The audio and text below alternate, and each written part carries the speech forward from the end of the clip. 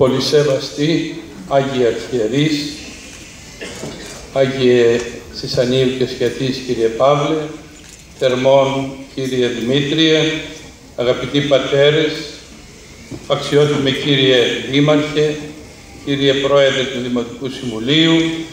εκπρόσωπε του Αντιπεριφερειάρχη μας, εντιμολογιότατοι άρχοντες, αγαπητοί μου αδελφοί, αγαπητά μου παιδιά, η σημερινή Κυριακή, πρώτη μετά την Πεντηκοστή, δεν είναι τυχαία αφιερωμένη από την Εκκλησία μας στους Αγίους Πάντες, σε όλους εκείνους οι οποίοι διέλαψαν με την αρετή, την ομολογία, την άσκηση ή το μαρτύριο. Σε όλους εκείνους που με τη χάρη του Παναγίου Πνεύματος, το οποίο επεφύτησε κατά την ημέρα της Πεντηκοστής, κατηγονήσαντο βασιλείας, εργάσαντο δικαιοσύνη, επέτυχον επαγγελιών και ως περικείμενον έφος εποπτεύουν και συμπαρίστανται με τις πρεσβείες και τις μεσητείες τους στον δικό μας αγώνα ή να μη χωρίς ημών τελειωθώσει. Αν αναζητήσουμε τα κοινά στοιχεία που συνδέουν τους Αγίους της Εκκλησίας μας, ανθρώπους που έζησαν σε διαφορετικές εποχές και υπό διαφορετικές συνθήκες, ανθρώπους διαφορετικής καταγωγής και μορφώσεως, ανθρώπους με διαφορετικές προσωπικότητες και επιλογές ζωής, θα ανακαλύψουμε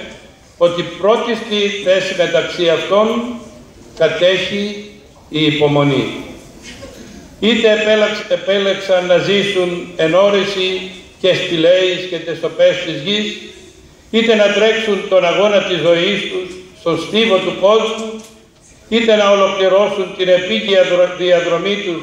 προσφέροντας το μαρτυρικό αίμα τους χάρη της πίστεως και της πατρίδος και της αγάπης στον Χριστό, όλοι έζησαν με υπομονή και σήκωσαν με καρτερία τον προσωπικό του σταυρό κατά την εντολή του Κυρίου ακολουθώντας τον. Και αυτή η υπομονή και η καρτερία, την οποία επέδειξαν οι Άγιοι και την οποία μας υπενθυμίζει η σημερινή εορτή τους με τους λόγους του πρωτοκορυφαίου Αποστόλου, αποτελεί, όπως ακούσατε, το κεντρικό θέμα των 21ων Παυλίων, τα οποία με τη χάρη του Θεού και τις πρεσβείες του Αγίου Ενδόξου Αποστόλου Παύλου, του ιδρυτού της τοπικής μας Εκκλησίας και καθηγεμόνος ημών εν τη πίστη, άρχισαν την περασμένη Κυριακή με την εκδήλωση της λήξεως του πνευματικού έργου της Ιεράς μας Μητροπόλεως για το τρέχον εκκλησιαστικό έτος και εγγενιάστηκαν επισήμως με το αρχιερατικό συλλήτουργο, το οποίο τελέσαμε σήμερα στο βήμα του Αποστόλου Παύλου. Υπομονή και καρτερία δίδαξε ο Μέγας Απόστολος με τη ζωή και τη δράση του. Υπομονή και καρτερία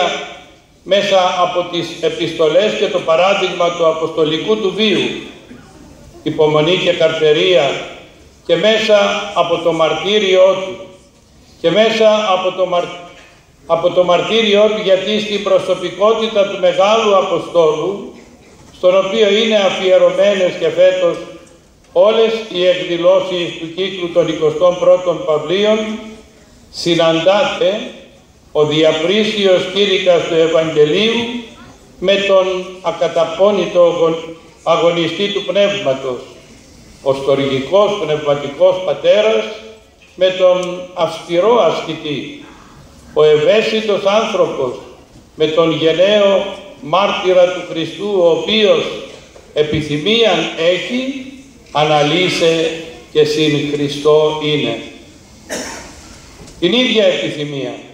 με αυτήν του πρωτοκορυφαίου Αποστόλου Παύλου είχαν και οι πολυάριθμοι μάρτυρες του χαλασμού της Ναούσης, όταν τους οδηγούσαν ενώπιον του κριτού στο κιόσκι της πόλεως μας μετά την μεγάλη καταστροφή και τους προσέφεραν υποσχέσεις, ίσως αξιώματα και τιμές, προκειμένου να αρνηθούν την πίστη και την αγάπη τους στον Χριστό, αυτοί αρνούντο όλες τις προσφορές και μία επιθυμία μόνο εξέφραζαν: αναλύσε και συν Χριστό είναι, να θυσιάσουν τη ζωή τους για τον Χριστό και την πατρίδα, για να μην αρνηθούν την πίστη τους. Στο δικό τους μαρτύριο είναι αφιερωμένος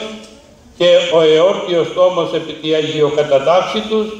τον οποίον εξέδωκε η Ιερά Μητρόπολη Βερίας, Ναούσης και Καμπανίας πριν από μερικούς μήνες με τον τίτλο «Μαρτύρων αίματα»,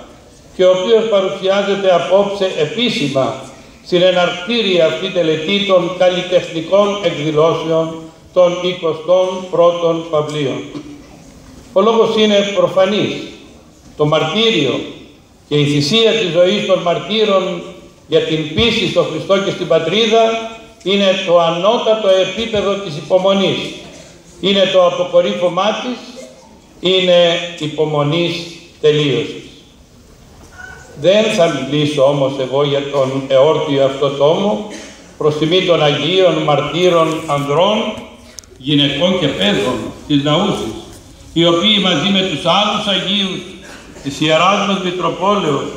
από τον πρωτοκορυφαίο Απόστολο Παύλο και τους πολιούχους των πόλεων μας, μέχρι τους νεωτέρους αποτελούν το δικό μας περικείμενο νέφος, που καλύπτει προστατευτικά την τοπική μας Εκκλησία. Θα ομιλήσουν δύο εκλεκτοί και διακεκριμένοι ομιλητές, οι οποίοι θα αναπτύξουν ο καθένας από τη δική του οπτική γωνία το περιεχόμενο και το μήνυμα του εορτίου αυτού τόμου. Είναι ο Σεβασμιότατος Μητροπολίτης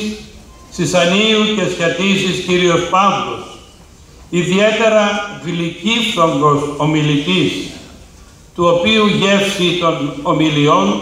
λάβαμε πριν 2 χρόνια κατά τον Εσπερινό, τον νεομαρτύρο, κατά τον Εσπερινό του Θωμά, στο χώρο της θυσίας. Καθώς επίσης και ο Πανοσιολογιότατος Αρχιμανδρίτης και υμνητής των Αγίων Πατήρ Χρυσόστομος Παπαδάκης, ο οποίος θα μας παρουσιάσει αποκαλυπτικά πράγματα που έχουν σχέση με τη θυσία των μαρτύρων της πόλεως μας. Τους ευχαριστώ και τους δύο από καρδίας